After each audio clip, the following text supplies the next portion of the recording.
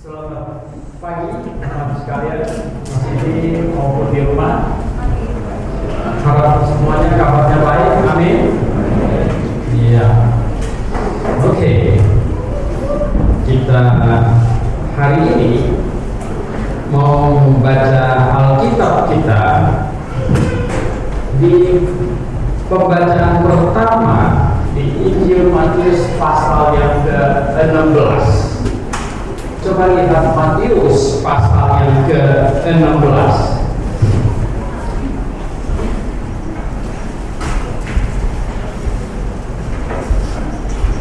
Matius pasal yang ke-16 ayat 16 sampai ayat yang ke-20. Matius 16 ayat 16 sampai 20. Maka jawab Simon Petrus, "Engkau adalah Mesias, Anak Allah yang hidup." Kata Yesus kepadanya, "Berbahagialah engkau Simon bin Yunus, sebab bukan manusia yang menyatakan itu kepadamu, melainkan Bapa-Ku yang di sorga. Dan aku pun berkata kepadamu, engkau adalah Petrus, dan di atas batu karang ini aku akan mendirikan jemaatku, dan alam maut tidak akan menguasainya. Kepadamu akan kuberikan kunci kerajaan sorga. Apa yang kau ikat di dunia ini akan terikat di sorga, dan apa yang kau lepaskan di dunia ini akan terlepas di sorga." Lalu Yesus melarang murid-murid supaya jangan memberitahukan kepada siapapun bahwa Dia Mesias. Pasal 18, kita lihat pasal yang ke-18. Di pasal 18 di situ ya. Di ayat yang ke-18, ayat 18, mulai dari ayat 18 ya, sampai 20. "Aku berkata kepadamu, sesungguhnya apa yang kamu ikat di dunia ini akan terikat di sorga, dan apa yang kau lepaskan di dunia ini akan terlepas di sorga. Dan lagi aku berkata kepadamu, jika dua orang daripadamu di dunia ini sepakat meminta apapun juga, permintaan mereka itu akan dikabulkan oleh Bapa-Ku yang di sorga. Sebab di mana dua atau tiga orang berkumpul dalam nama-Ku, di situ aku ada di tengah-tengah mereka." Mari kita berdoa. Bapa di sorga, terima kasih untuk catatan firman-Mu sedemikian rupa yang dapat kami baca pada pagi hari ini, dan bantulah kami untuk menyimaknya Tuhan. Kendalikan pikiran kami semua, terutama hamba-Mu. Pimpin hati kami Tuhan, supaya cinta akan kebenaran. Tuhan, tolong kami supaya kami dalam hidup ini hanya mau melakukan kehendak-Mu Tuhan. Hidup bagi-Mu, itulah yang terindah. Hidup dengan tujuan yang paling tepat, yang terindah. Mohon kasih setia-Mu Bapa Surgawi, dalam nama Tuhan Yesus Kristus kami berdoa. Amin. Hiduplah bagi Tuhan, tema kita. Ini yang ke-6 yang saya korban. Di pasal yang ke-16, start awalnya Tuhan Yesus tanya kepada murid-murid, menurut orang lain siapakah aku ini? Dan macam-macam. Orang inilah, itulah, Yeremia lah, inilah. Dan sekarang menurut kamu siapa? Menurut kamu siapa? Nah, ternyata Petrus yang menjawab dengan sangat tegas. Ayat yang kita baca, "Engkau adalah," katanya, "Mesias, Anak Allah yang hidup." Engkau adalah Mesias, Anak Allah yang hidup. Dan Tuhan Yesus bilang, itu karena Bapa yang menyatakannya kepadamu. Oh ya, kenapa? Ya karena kerja Roh Kudus yang telah menerangi hati murid-muridnya melalui banyak peristiwa, melalui banyak mujizat yang mereka lihat, melalui pengajaran demi pengajaran yang disampaikan oleh Tuhan Yesus, seharusnya melalui pernyataan semua itu, mereka sudah dapat menyimpulkan bahwa betul, engkaulah anak Allah yang hidup, Mesias dari Allah. Nah, pengakuan inilah pengakuan iman yang Tuhan mau ketika Injil diberitakan. Jadi hari ini kita memberitakan Injil kemana-mana. Hari ini kita beritakan Injil. Kita menjelaskan apa kepada orang? Kita menjelaskan bahwa Yesus Kristus adalah anak Allah. Ini menghadapi banyak persoalan. Anak lahirnya kapan? Kenapa bapaknya bisa jadi Allah segala macam? Oke, ringkasnya. Detailnya, ya Anda harus tahu detailnya. Gitu. Mengapa bisa begitu? Ya. Dia Mesias dari Allah yang hidup. Dia Mesias yang dijanjikan. Lalu ditanya, mengapa, apa hubungannya Mesias? Mesias itu apa? Mesias itu orang yang diurapi. Orang yang diurapi itu siapa? Orang yang diurapi di perjanjian lama itu ada raja, imam, dan nabi. Itu orang yang diurapi. Itu jabatan yang diurapi. Jabatan yang dilantik oleh Tuhan langsung sebenarnya. Itu 3 jabatan itu. Dan mengapa disebut yang diurapi, Mesias? Karena dialah yang paling layak disebut orang yang diurapi, yaitu yang memangku 3 jabatan itu sekaligus, imam, raja, dan nabi. Dan dialah Allah sendiri sebenarnya. Nah, ketika Petrus membuat jawaban yang sedemikian tegas, katanya, engkau adalah Mesias, anak Allah yang hidup.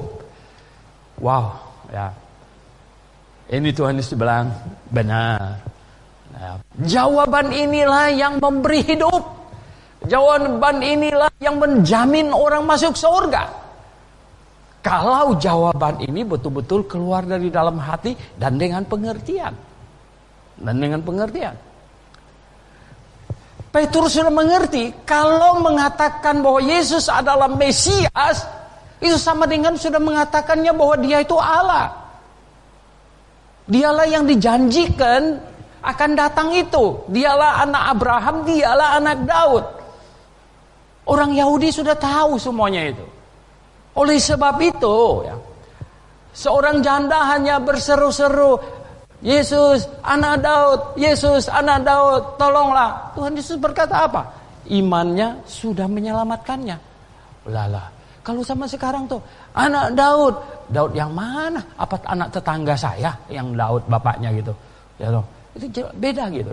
Tetapi ketika orang Yahudi yang berseru, engkau anak Daud, itu berarti mempercayai bahwa Yesuslah yang dijanjikan di dalam 2 Samuel pasal 7 ayat 16, bahwa dari keluarga Daudlah akan muncul sang juru selamat itu. Itu sudah pasti gitu. Bukan sembarangan pengakuan. Jadi Yesus, Mesias, anak Allah yang hidup. Kadang-kadang kalau kita baca pengakuan orang Yahudi di dalam Alkitab begitu ringkas, begitu singkat, dan pikir kalau orang non-Yahudi juga berbuat pengakuan yang cuma segitu saja, habis itu lenyap, nggak tahu dia bikin apa. Oh, beda jauh sekali. Saya selalu berkata orang Yahudi itu seperti rumah yang sudah dipasangin instalasi listriknya. Lengkap, sudah ada bolamnya, semuanya, listriknya sudah ada sampai di depan. Dan dia punya kabel, dia punya kabel, bahkan sudah dipasangin MCB-nya dari PLN. Tinggal apa tuh enggak? Tinggal PLN datang segel supaya kau nggak ubah-ubah itu, kemudian cetrek naikkan truk, langsung nyala satu rumah. Begitu gampang, tersambung. Dengan memahami yang sedang berjalan di Yerusalem, yang sedang mengajar di Galilea, itu Mesias anak Allah yang hidup. Beres. Berarti mengakui dialah sang juru selamat yang dijanjikan. Bangsa lain beda lagi. Bangsa lain tuh rumah kosong yang nggak ada kabelnya. Belum ada kabelnya. Ya. Bangsa penyembah berhala, nggak ada kabelnya. Enggak tahu siapa-siapa itu. Lah kalau Yesus siapa? Perlu ada penjelasan. Kenapa perlu datang juru selamat? Lah manusia berdosa dan lain-lain sebagainya. Saudara yang saya kasih dalam Tuhan, perlu dipasangin dulu kabelnya, bolamnya, semuanya, baru sambunginnya bisa hidup gitu. Nah, jemaat yang saya kasih dalam Tuhan Yesus, pengakuan iman Petrus itu pengakuan seorang Yahudi yang menanti-nantikan Sang Mesias. Menanti-nantikan. Sudah berapa generasi. Bahkan ditutup dengan kitab Maleaki. Tuhan bilang apa? Pokoknya hari yang maha dahsyat itu akan tiba. Dan didahului dulu dengan siapa? Elia akan aku kirim. Wow. Pada waktu murid-murid, 3 orang murid dibawa Tuhan Yesus naik ke atas bukit. Ketemu Tuhan Yesus dengan Musa dan Elia. Dan Tuhan Yesus langsung berubah. Waduh, betapa cahaya seperti apa. Itulah keadaannya sebelum jadi anak Yusuf dan Maria sebenarnya. Dan waktu turun, Tuhan bilang, jangan omong-omong dulu. Ya, akan hal ini. Tunggu anak manusia nanti sudah pulang baru omong. Tahu nggak? Murid-muridnya bilang ya. Maksudnya itu ini, engkaulah Allah Jehovah Mesias yang maha dahsyat yang akan datang itu. Lalu muridnya bilang apa? Bukankah orang-orang Yahudi semua ahli-ahli Taurat bilang Elia mesti datang dulu, baru hari ini terjadi. Tuhan Yesus bilang Elia sudah datang, cuma mereka tidak kenal dia. Karena nggak ada fotonya waktu itu. Mereka tidak kenal dia. Dan mereka memperlakukan dia semena-mena. Mereka membiarkan Herodes penggal kepalanya. Kacau sekali saudara. Nah, saudara yang saya kasih dalam Tuhan Yesus, pengakuan Petrus adalah pengakuan iman orang yang sudah mengerti kebenaran. Sudah mengerti. Dan inilah yang membawa keselamatan. Inilah yang membawa keselamatan. Banyak orang membaca perikop yang tadi kita baca itu. Sampai ada gereja yang salah menyimpulkan. Di Pontianak, kalau tidak salah di SMA Santo Petrus, ya, di situ. Itu ada 2 patung. Satu patung Tuhan Yesus, satu patung Petrus gitu. Yang lucunya, patung Tuhan Yesus itu pegang itu siku-siku segitiga tukang punya, tahu nggak, supaya lurus gitu. Jadi tukang Tuhan Yesus digambarkan tukang kayu di situ, dia pegang itu ya, penggaris itu tukang. Ya. Petrusnya pegang kunci. Wah, Petrus kan, sehingga kadang-kadang saya pikir, jadi Tuhan Yesus mau masuk surga minta izin dulu sama Petrus ini yang pegang kuncinya. Lah, ini gimana ini ya? Saudara yang saya kasih dalam Tuhan Yesus. Jadi mereka berpikir bahwa kunci surga sudah diberikan kepada Petrus sekarang ini. Lah jangan hati-hati kalian ini kalau mau masuk surga mesti datang sama Petrus gitu.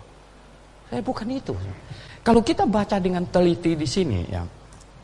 Mengapa Petrus bisa Tuhan katakan kepadamu ku berikan kunci kerajaan surga?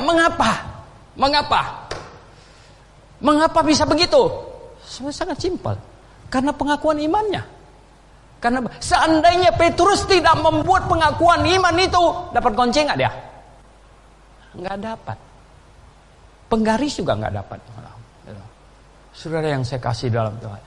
Kalau Petrus tidak membuat pengakuan iman yang benar, pengakuan iman keselamatan jiwanya, dia nggak dapat kunci. Nggak dapat kunci.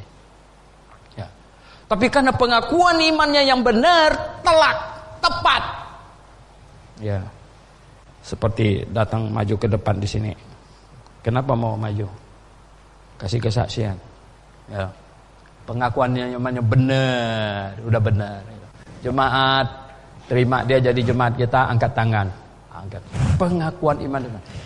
Semua yang membuat pengakuan iman yang benar seperti ini dapat kunci kerajaan surga. Kalau Petrus tidak buat pengakuan iman yang benar itu, nggak dapat. Dia nggak dapat kunci. Nah, jadi yang menyebabkan Petrus bisa diberi kunci kerajaan surga itu apa? Pengakuan imannya. Pengakuan iman.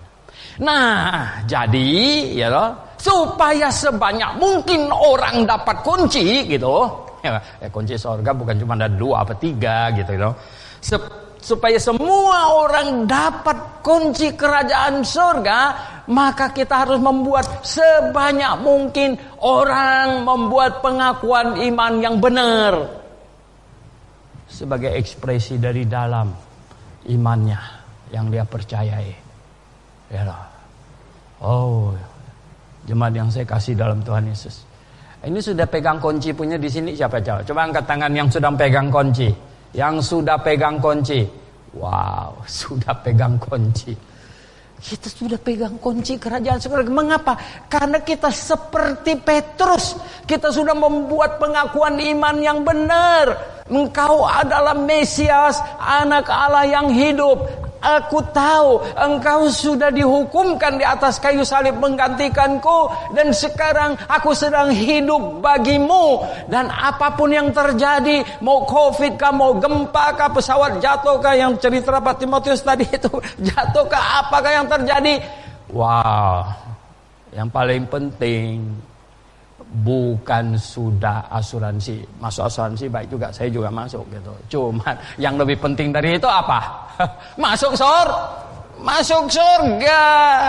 Itu yang paling penting gitu. Waduh, ya hari ini tahu nggak, saya lihat ada banyak film-film pendek, TikTok itu.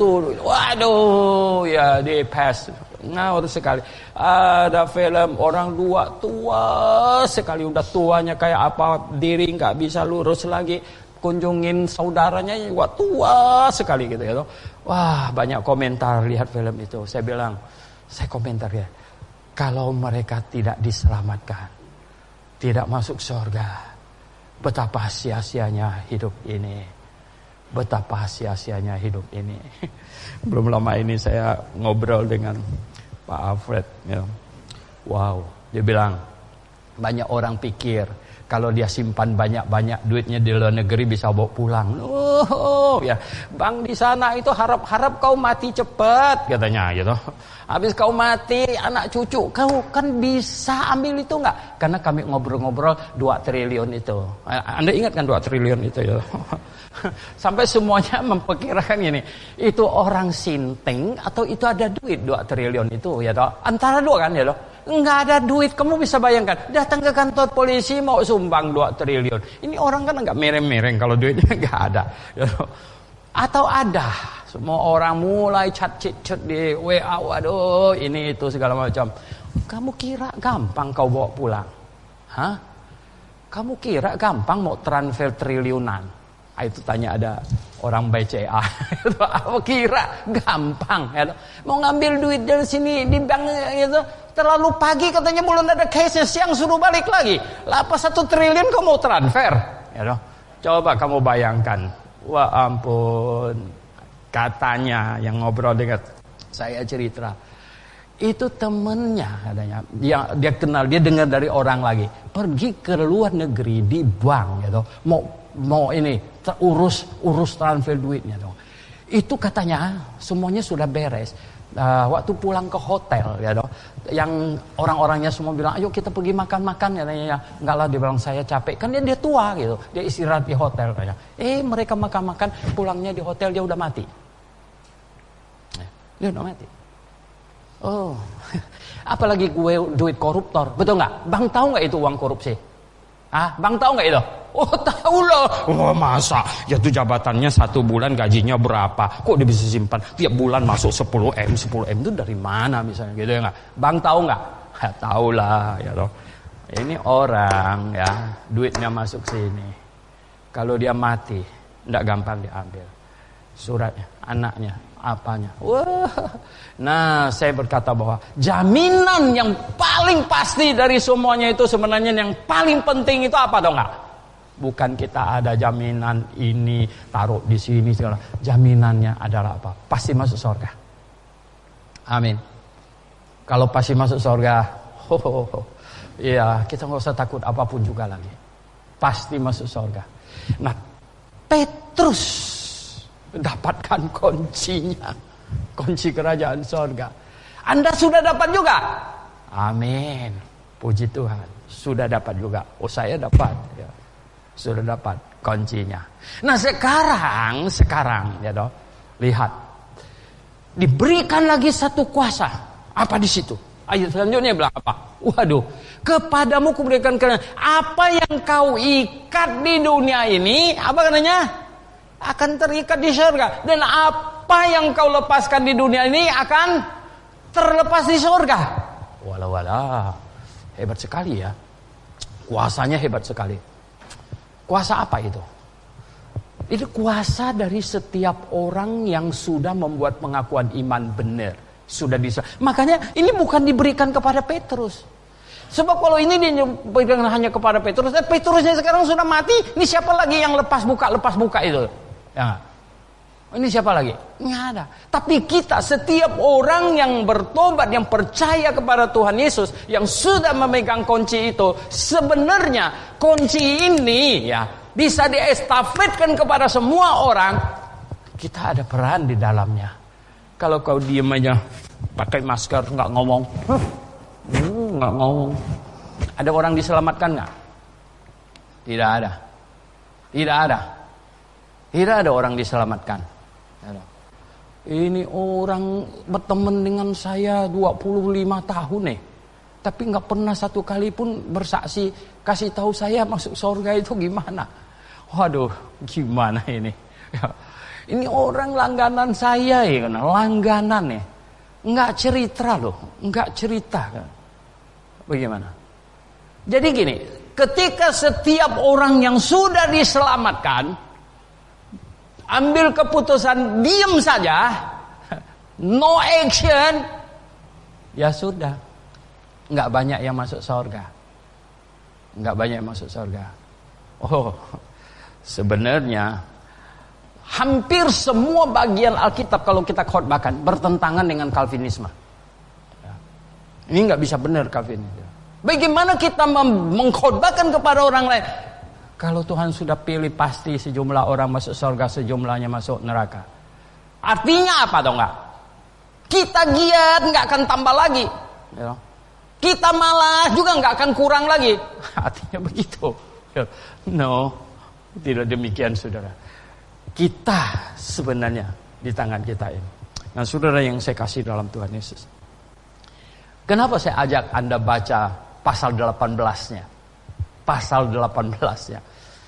Di pasal 18, tadi mulai dari ayat yang ke-15, itu Tuhan Yesus bicara soal jemaat. Tuhan Yesus bicara. Ini sebenarnya di dua tempat inilah ada dikatakan, apa yang kau ikat di dunia terikat di sorga, apa yang kau lepaskan di dunia terlepas di sorga. Di pasal 16 ini satu kali, di pasal yang ke-18 satu kali. 18 itu adalah di ayat 15 Tuhan Yesus bicara tentang disiplin jemaat. Kalau ada orang bersalah, ditegurlah dua mata, kemudian dia nggak mau tobat, bawa beberapa orang, dia nggak mau bertobat lagi, katanya sampaikanlah kepada jemaat. Kalau dia tidak mau juga bertobat setelah disampaikan kepada jemaat, maka anggaplah dia seorang pemungut cukai, bukan jemaat lagi. Gitu. Jadi kemudian dibilang, apa yang kamu ikat di dunia terikat di sorga. Apa yang kau lepaskan di dunia terlepas di sorga. Nah ini bukan kuasa perorangan. Ini kuasa yang diberikan kepada jemaat. Sebuah jemaat itu perannya jauh lebih dahsyat dari perorangan anggota jemaatnya. Kalau perorangan anggota jemaatnya, kalau kau diam saja tidak menginjil, berarti orang sekelilingmu sangat mungkin tidak masuk surga. Kalau kau rajin, maka banyak yang kau dapat. Tapi kalau ukuran satu jemaat, kalau satu jemaat bergerak, wow, berapa banyak jiwa yang dimenangkan oleh gereja Baptis Boston yang mengutus Adoniram Judson ke Burma. Berapa banyak jemaat itu sebenarnya memenangkan jiwa. Jemaat Baptis Boston itu sangat-sangat giat. Termasuk itulah jemaat yang mengirim Limon Munson, ya, Limon, yang pergi ke Tanah Batak kemudian ya dimatikan. Itu jemaat yang sama, jemaat Baptis Boston yang kirim Adoniram Judson ke Burma, yang kirim banyak anak muda dikirim keluar kemana-mana dan menghasilkan. Wow, kalau dilipat multiplikasikan, wow, sampai berapa abad sudah? 1814, ya, 1814. Adoniram Judson berangkat ke Burma, dan seterusnya kalau dilipat sekarang, suku Karen yang paling banyak Kristennya kemana-mana. Akhirnya berlipat ganda. William Carey dikirim oleh gereja Baptis Inggris pergi ke India. Sampai hari ini orang-orang India yang diselamatkan berlipat ganda, bermultiplikasi. Itu adalah dari setatnya William Carey. Dan William Carey dikirim oleh jemaat. Jadi Anda bisa lihat peran sebuah jemaat berapa besar. Kalau jemaatnya diam, ya doh, anggota jemaatnya nggak mau keluar duit, ya, ada keluar duit tapi bukan untuk penginjilan, tapi bikin apa? Aduh, ruangannya kurang akustik, wah bikin gayanya. Supaya apa? Kalau kita mau konser, dia punya suara, dahsyat ini. Perlu berapa M kita bikin ini? Kita tanya, 1 tahun bikin berapa gereja? Kirim berapa hamba Tuhan? Kirim berapa penginjil? Hampir tidak ada. Yang dibicarakan itu apa? Garasinya dibikin beres, lapangan parkir. No. Tidak ada orang diselamatkan, Bung. Tidak ada. Oh, saudara yang saya kasih dalam Tuhan Yesus. Sebuah gereja yang dipenuhi dengan orang-orang yang memiliki pengakuan iman yang seperti Petrus tadi itu, yang sungguh-sungguh mendapatkan kunci kerajaan sorga, dan yang sangat-sangat ingin supaya sebanyak mungkin orang juga pegang kunci itu akan menggebu-gebu saudara, menggebu-gebu. Pokoknya mau orang lain diselamatkan. Ya, ada orang di Facebook menuduh saya nyari duit katanya. Saya bilang saya lebih dari 200 kali seminar nggak minta 1 rupiah pun. Saya ajar blok kelas tidak minta duit sama sekali, saya bilang. Bahkan orang lain yang nggak ada duit mau datang, saya ikut membiayain perjalanannya.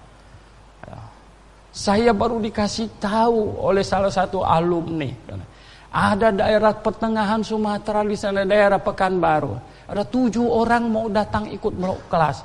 Kalau 7-7-nya naik pesawat, pakai PCR lah segala macam, mahal sekali. Mereka putuskan naik mobil saja katanya. Ya, 2 hari 1 malam. Tanya Pak Suhento, mereka minta subsidi minyak sama tol katanya. Oh, saya bilang beres. Pokoknya mereka jalan aja. Saudara yang saya kasih dalam Tuhan, coba bayangkan. Saudara yang saya kasih dalam Tuhan, mengapa bisa begitu? Ini hanya bisa dimiliki oleh orang yang sudah pegang kunci tadi dan menyadari bahwa kalau kau tak punya kunci, nasib kamu akan ada di lautan api sana. Dan dengan kunci itu jaminan masuk surga. Dan kita mau sebanyak mungkin orang pegang kunci itu, kunci kerajaan surga itu. Oh, jemaat yang saya kasih dalam Tuhan Yesus Kristus, peran perorangan Kristen memang besar. Engkau pegang kunci. Tapi peran jemaat lokal, satu jemaat, wow, itu dahsyat saudara. Itu dahsyat. Oleh sebab itulah saudara yang saya kasih dalam Tuhan Yesus. Berapa sih jemaatnya Grafe kalau kita kurangin mahasiswa sama anak panti segala macam. Tetapi dalam 20 tahun kita sudah membantu berdiri sekitar 60 gereja. Saudara yang saya kasih dalam Tuhan Yesus. Kau bisa kalkulasi sendiri rata-ratanya. Dan berapa banyak duit yang sebenarnya kita sudah setor semuanya ke sana. Oh jemaat yang saya kasih dalam Tuhan Yesus Kristus. Peranan sebuah gereja yang benar, yang alkitabiah. Oh ini sangat penting. Sangat penting saudara. Gereja yang tidak alkitabiah tidak bisa kirim misi, tidak bisa memberitakan Injil. Nonsen, dia sendiri pun punya kunci kok. Bagaimana dia bisa? Betul nggak? Dia sendiri nggak punya kunci, bagaimana? Aduh, waktu saya mau susun tesis saya tentang misi ya, di Amerika, saya bacakan banyak sekali buku di perpustakaan yang saya bolak-balik. Ya, sampailah karena saya mau susun, sampai saya baca catatannya Marco Polo. Sebenarnya ada banyak buku di sana yang kalau saya punya uang saya mau fotokopi semuanya bawa pulang. Saya baca catatan hariannya Marco Polo tahun 12 sekian. Marco Polo itu teman baik dengan Kubilai Khan. Bayangkan, Kubilai Khan. Wah, itu kaisar Cina, teman baik. Dan Kubilai Khan sangat senang sama dia, Marco Polo. Marco Polo lah yang membawa putri Kubilai Khan kawin dengan pangeran Iran. Ya, lewat laut, singgah di Sumatera. Waduh. Dan pada waktu Marco Polo mau pulang ke Eropa, Kubilai Khan titip pesan katanya. Agama kamu bagus. Agama kamu bagus. Tolong kau pulang, dia bilang ya. Nanti bawa kembali 100 orang guru. Nanti supaya 100 orang guru itu bisa mengajar. Waduh. Saya bayangkan Cina jadi negara Kristen. Ya. Kalau Marco Polo betul-betul bawa 100 misioner datang membanjiri Cina. Ya loh. Enggak ada lagi mereka menyembah yang perutnya besar gitu, tidak ada lagi. Saudara yang saya kasih dalam Tuhan. Tetapi saya membaca terus membuat air mata saya berlinang-linang, tahu nggak apa? Marco Polo pulang ke sana, ke Eropa sana, diketawain orang di situ. Wah, Marco Polo cerita banyak, di sebelah timur sana ada negara yang indah sekali. Ya. Wanita-wanitanya cantik-cantik semua. Ya kenapa? Marco Polo kan di istana. Istana yang cantik-cantik dong, betul nggak ya? Yang di desa dia nggak lihat gitu. Cantik-cantik semuanya, bagus-bagus. Makanannya enak katanya. Pakaian mereka lembut, halus kan sutra gitu. Dan Marco Polo sakit. Dia cerita terus. Mereka perlu suruh kirim 100 orang guru. Mereka pegang-pegang kepalanya. Wah, rada panas ini. Ngigau dah. Ngigau. Gimana mereka? Akhirnya Marco Polonya mati. Kubilai Khannya tunggu di mana 100 orang guru. Kok nggak datang-datang? Gitu. Ya nggak datang-datang. Udah zaman itu nggak ada WA, nggak ada apa. Perjalanan hitungan tuh tahunan baru bisa sampai. Kamu bisa bayangkan. Akhirnya Kubilai Khan pun matilah. Ya, dalam penantian. Anda bisa bayang. Makanya saya bilang, kalau gereja tidak alkitabiah, tidak menghasilkan jemaat yang lahir baru, nah gereja yang macam demikian, ributnya cuman masalah-masalah yang gak penting. Mana bisa memberitakan Injil, mana bisa. Gak mungkin bisa, saudara. Oleh sebab itulah Tuhan mau supaya ada jemaat. Bukan cuman ada jemaat yang alkitabiah. Yang benar. Ya. Oh, kalau Anda tidak yakin, Anda boleh pindah. Saya tantang kamu. Anda boleh pindah. Pindahlah ke tempat yang tidak ada gereja yang benar. Ya. Katakanlah sekarang Anda kuat. Anak Anda belum tentu. Ya. Dan tak lama lagi, ya anak perempuan kamu cuman pakai BH doang jalan di mall. Waktu itu kau mau nangis, jadi bingung juga nangisnya mau apa gitu ya. Nah, waktu itu anak lakimu ya mulai ada anting-anting, bukan cuma di telinga, plus di hidungnya di sini lagi, di bibirnya di sini. Waktu itu kau mulai pusing. Waduh. Cucu kamu lebih parah lagi, dididik di sekolahan yang katanya tidak boleh membeda-bedakan gender, ya toh. Bahkan sekarang boleh gender block, disuntik supaya apa? Jenggotnya, kumisnya jangan tumbuh. Wah, jadi apa gimana ya? Laki ya toh. Akhirnya laki ya toh ke perempuan-perempuanan karena hormonnya diblok katanya. Walah. Nanti satu generasi lagi, nggak tahu sampai satu generasi nggak, di jalanan kita akan lihat, kita bingung sekali, laki apa perempuan nih semuanya. Nah, waktu itulah kau pasti akan jadi bingung sekali, betul nggak? Banyak dulu orang saya bilang, saya di gereja saya yang lama, saya bilang gini, laki tidak boleh pakai pakaian perempuan. Perempuan tidak boleh pakai pakaian laki. Ada yang marah sama saya. Musi, urusan pakaiannya aja perlu diurus. Udah khotbah doktrinnya, itu termasuk doktrin. Saya bilang, gimana sih kau? Ya toh. Lalu dia bilang apa? Saya bilang, laki-laki rambut pendek, perempuan rambut panjang. Loh, kenapa sih? Itu kan rambut kan urusan. Saya bilang begini, kalau Tuhan mengatur ini ada maksud. Betul nggak? Tuhan tuh tidak mau di masyarakat tuh terjadi kekacauan. Coba kamu bayangkan, kalau yang datang ke gereja di sini, yang laki separuhnya pakai rok, misalnya begitu ya toh. Nah, kita kan jadi bingung gitu. Ini bapak apa ibu? Terutama kalau lihat dari belakang gitu.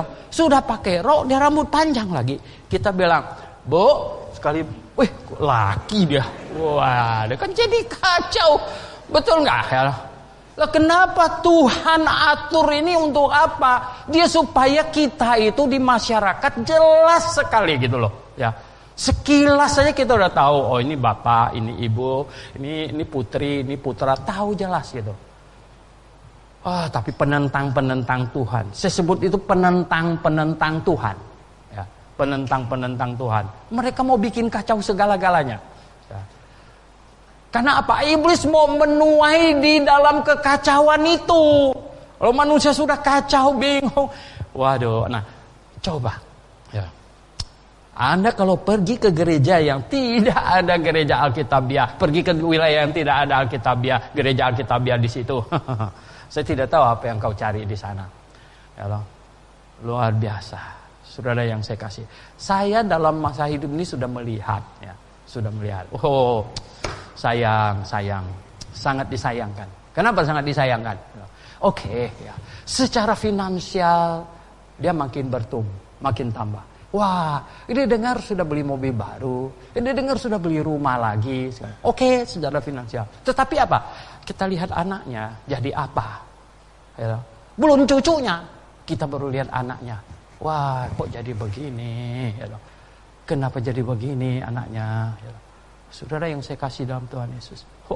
Kalau anak sudah jadi macam begini, ya, cucu pasti akan lebih parah lagi. Pasti akan lebih parah.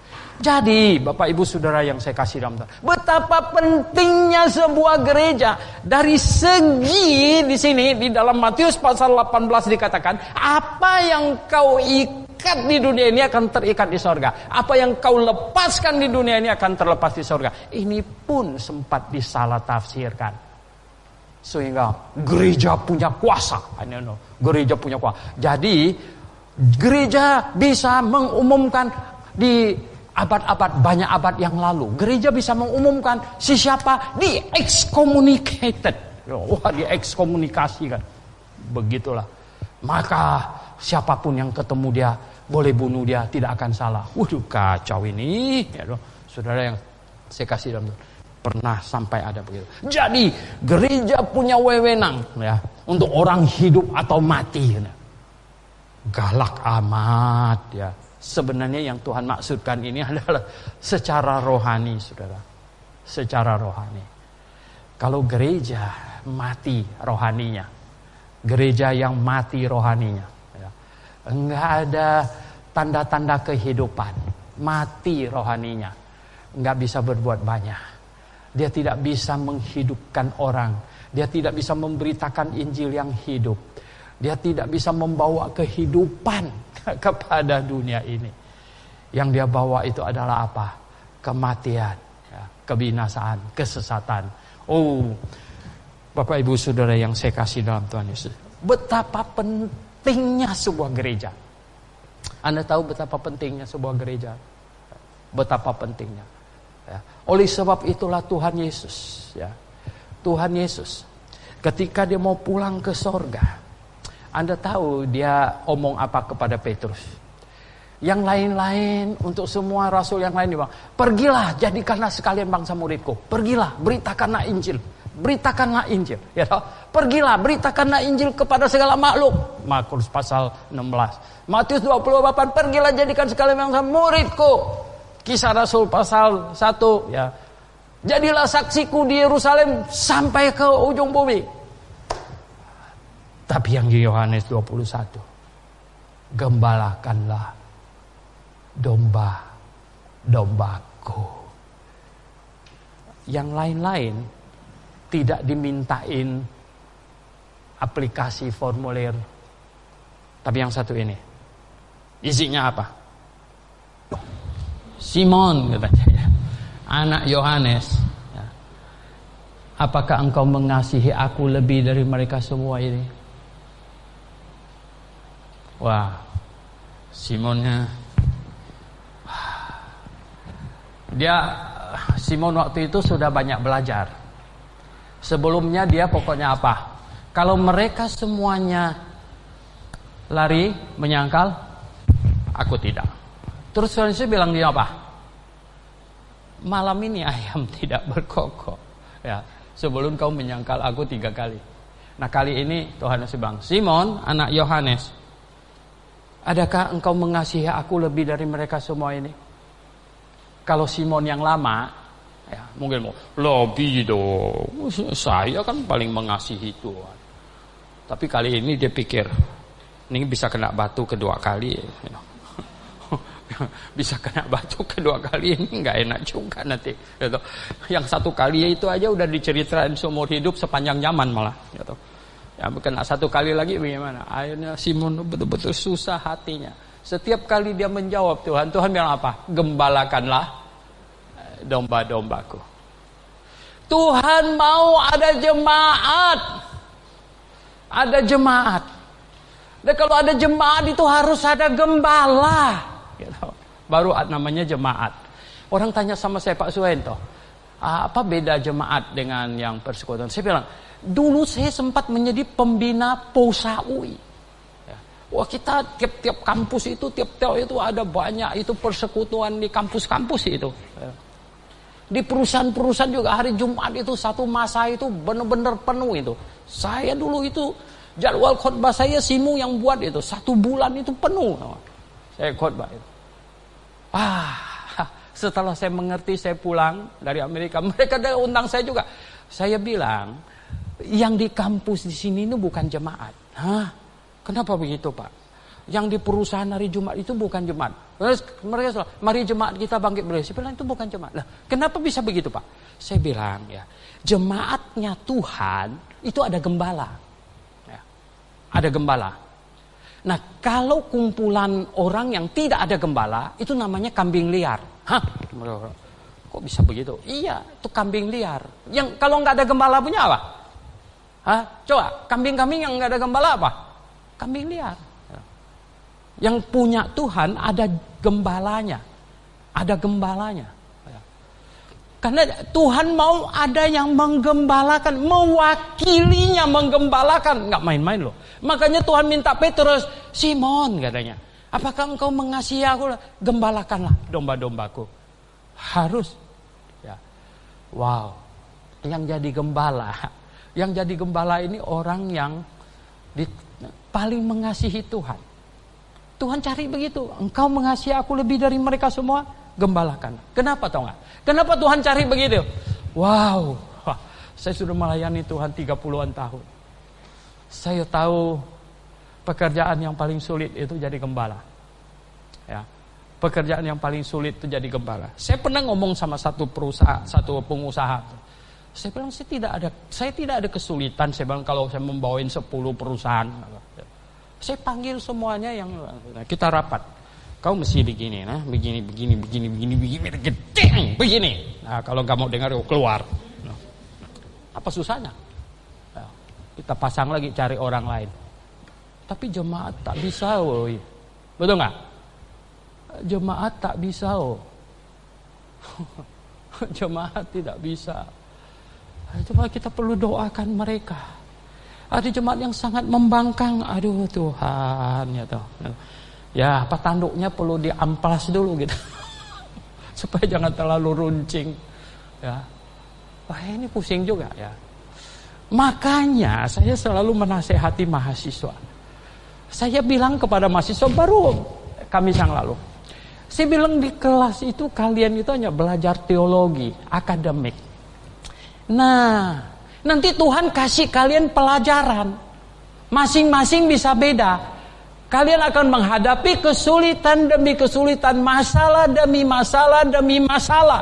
Hidup ini masalah, gitu. Dan kalau kau tak sanggup menyelesaikan masalahmu sendiri, gimana kau mau bisa menolong orang lain menyelesaikan masalahnya? Betul nggak? Gimana kau mau menyelesaikan masalahnya? Menolong orang menyelesaikan masalahnya. Wah, tadi malam si mau lihat saya, kalau saya baca-baca WA terus nanti nggak bisa tidur, terlalu banyak pikiran. Dia nggak bangun saya, dia bilang pagi-pagi, dia bilang kamu baca ini WA coba. Aduh, saya baca. Ya, laporan dari Bapak Asrama di RBC, di sana ada 3 mahasiswa yang kepingin pulang Pak, katanya. Hah? Karena mereka dimarahin di bagian dapur Pak, gitu. Waduh. Nah, makanya pada waktu Gembala Are di Siantar bilang saya, Pak, ini ada orang mau masuk sekolah Alkitab, dia nggak punya tiket, nggak punya apa, PCR, nggak punya begini, kita bayarin. Saya bilang, ya sebenarnya saya bisa cari uang untuk bayarin dia. Tapi kalau dia tidak ada korban sedikit pun, saya bilang, nanti sedikit susah saja dia mulai kemas-kemas kopernya, ya kan? Kitanya yang rugi banyak, dianya tidak rugi, malah untung jalan-jalan, gitu. Lah kan jadi ngawur kita ini, saya bilang. Gitu. Lah, saya bilang banyak masalah. Oh, jadi gembala itu sulit. Maka itu kamu perlu di training, gitu. Wah, baru masuk asrama, ya tentu tidak seenak di rumah lah, betul nggak? Kalau lebih enak dari rumah, semua orang pindah ke asrama, gitu. Pasti, betul nggak? Ya tidak seenak di rumah, tidak senyaman. Banyak orang mau lihat kita, tegur kita, gitu. Dan ini salah, itu salah. Disitulah Tuhan mau membentuk kamu. Ya. Bagaimana? Sebenarnya termasuk di dalam berjemaat juga. Termasuk di dalam berjemaat. Oh saudara yang saya kasih dalam Tuhan, mengapa hamba-hamba Tuhan kasih pelajaran yang sulit? Bukan pelajaran yang sulit itu bukan yang di kelas. Yang di kelas itu tinggal kita hafalin aja, ya toh. Semalam suntuk kita hafalin, besok bisa dapat nilai yang bagus. Tapi ini pelajaran kehidupan, ya. Pelajaran kehidupan. Kadang-kadang orang yang Tuhan mau pakai amat sangat di depan, sekarang Tuhan sepertinya mau gepengin dia, atau enggak? Aduh, kenapa ini salah, itu salah, yang itu marah saya, ini marah saya. Aduh, pulang dah, mau pulang aja. Gitu. Wah, sepertinya kayak jalan buntut, seperti Tuhan mau gepengkan dia, gitu loh. Padahal, tahu nggak apa? Tuhan punya rencana, ya. Wow, saya kan bilang, kalau latihannya asal-asalan, itu paling-paling untuk hansip jaga kompleks, ya, betul nggak? Kalau Kopassus gimana? Hah? Kopassus gimana latihannya? Ya, saya lucu sekali di pasang video TikTok itu, ya, ada hansip itu disuruh baris-baris, kata orang barisnya begini, dia mau begini. Kadang sampai ada satu tentara tuh datang tangkap dia, pinggulnya jangan digoyang, katanya cuman begini aja, nggak bisa, dia cuma begini, cuman ini salah katanya. Aduh, sampai beberapa orang giliran tangkap dia punya ini, tahu gak? Masih tetap mau bergerak. Sampai akhirnya sampai nyerah. Saya lihat pakaiannya, oh itu kan hansip gitu. Hansip kan nggak apa-apa begitu, ya enggak? Ya mereka nggak banyak baris-baris kok, betul nggak? Ya toh, naik bendera aja yang pakai tiang bambu kok, gitu. Nggak ada yang begini. Nah, saudara yang saya kasih, tapi Kopassus, no, Anda seperti mau digepengkan. Saya dengar kesaksian di TV ada satu, dia tua sekali, pensiunan, RPKAD, namanya dulu tuh RPKAD bukan Kopassus, ya RP, Resimen Para Komando Angkatan Darat, Baret Merah. Dia bilang apa? Kamu tahu nggak berapa mahal topi saya ini katanya? Ini kami harus berenang berapa kilometer, topi itu ditaruh di situ. Ya. Topi itu ditaruh di situ. Ya. Itu kalau nggak kuat sudah tenggelam belum nyampe ke topi itu. Ya. Sudah tenggelam katanya. Oh saudara yang saya kasih dalam Tuhan. Maka itu, ya, lihatlah, jadi gembala itu sulit nggak? Oh sulit. Waktu tidak ada orang, mereka tamat cari orang, setengah mati cari orang, ya kan? Supportnya cuma 1 juta, nggak cukup, ya jelas nggak cukup. Jadi gojek kemana-mana, jual ini, jual itu, ya kan? Waduh, pusing sekali ya nggak? Sekali ada orang kasih perpuluhan agak besar, oh senang sekali orang sudah mulai. Nah kan, ngambil yang gede kan, gitu. Coba kau datang dulu waktu saya jadi gojek, kamu nggak tahu ya toh, saudara yang saya kasih dalam Tuhan, betapa susahnya sebenarnya. Oh, saudara yang saya kasih dalam Tuhan. Oh, tambah orang. Apakah tambah orang gembala senang? Iya, secara satu sisi senang. Mungkin secara finansial sudah mapan. Tapi tambah orang. Anda tahu nggak? Nggak ada manusia yang persis sama. Yang kembar identik aja nggak persis sama. Betul nggak? Ya, apalagi ini orang. Ada 300 orang tuh 300 tipe. Ya. Ada yang orangnya kasarnya bukan. Yang kalau sama begini ngomongnya belak-belakan. Kalau ngomongnya halus-halus dia nggak dengar itu, ya dia nggak berasa gitu.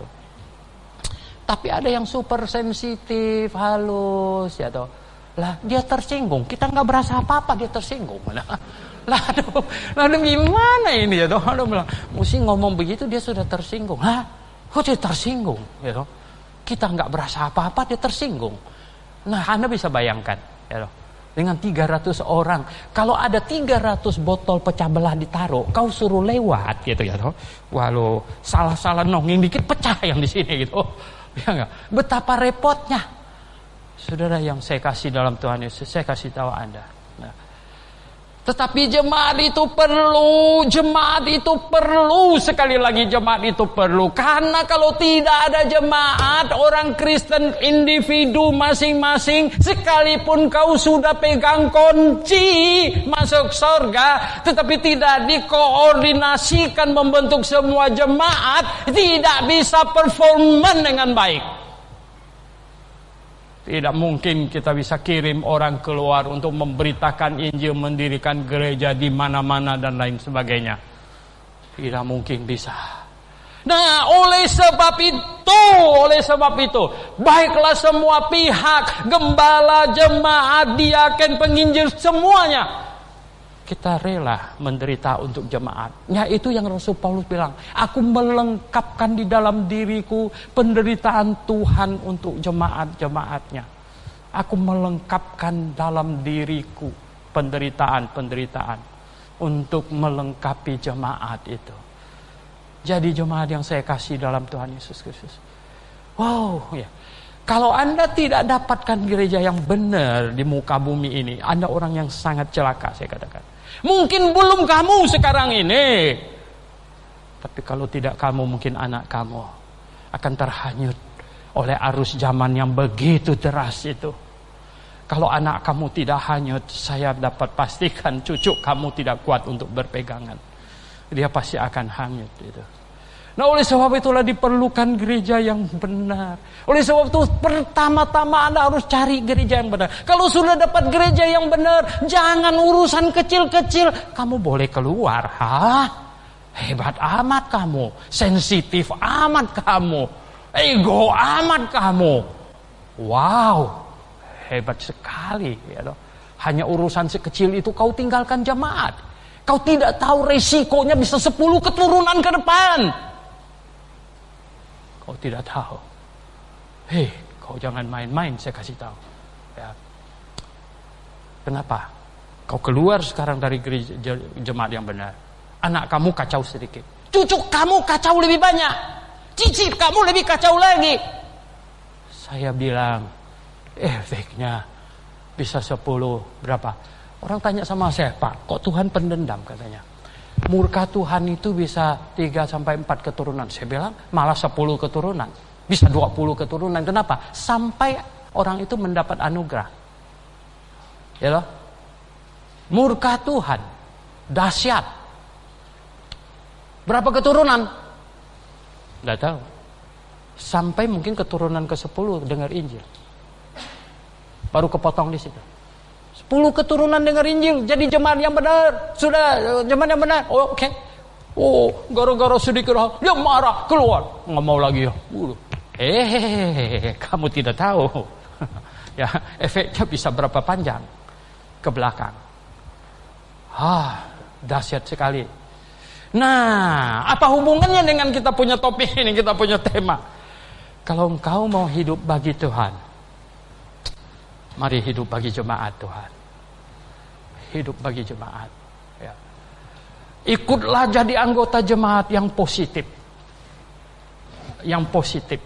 Nah, yang positif. Ya.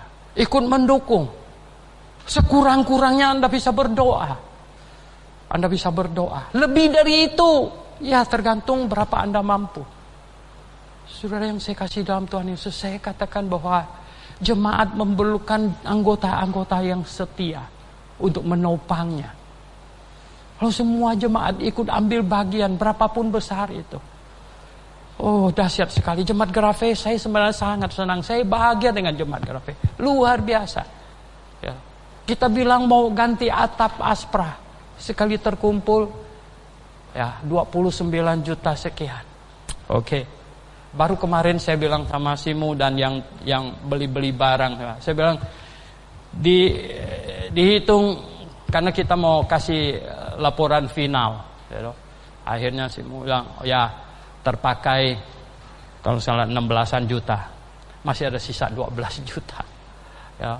Sisa 12 juta. Wah, itu puji Tuhan, kenapa? Kita nggak bayar tukang, semuanya dikerjakan oleh mahasiswa. Oh, hebat sekali kan? Ya loh. 12 juta ini, saya mulai berpikir, saya bilang sama Simo, ini ada 7 penginjil yang barusan ditabiskan perlu sepeda motor. Ya loh. 7. Ya kita bisa sweet dana ke situ.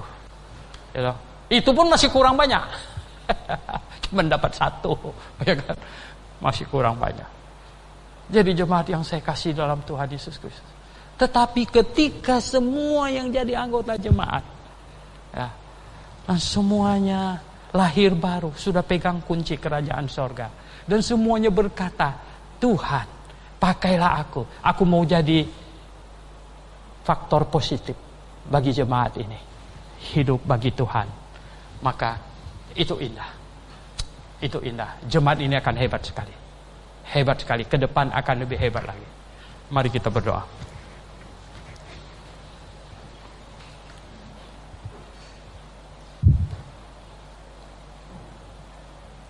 Tuhan, kami sudah membaca firman-Mu. Membaca firman-Mu Tuhan. Sungguh Tuhan, pimpinlah kami, supaya kami tahu betapa pentingnya sebuah jemaat. Jemaat yang Alkitabiah, dan kami bagian di dalamnya. Tolong kami untuk memahami ini, dan biarlah semua kami bertekad untuk menjadi faktor positif bagi jemaat. Kami berdoa dalam nama Tuhan Yesus Kristus.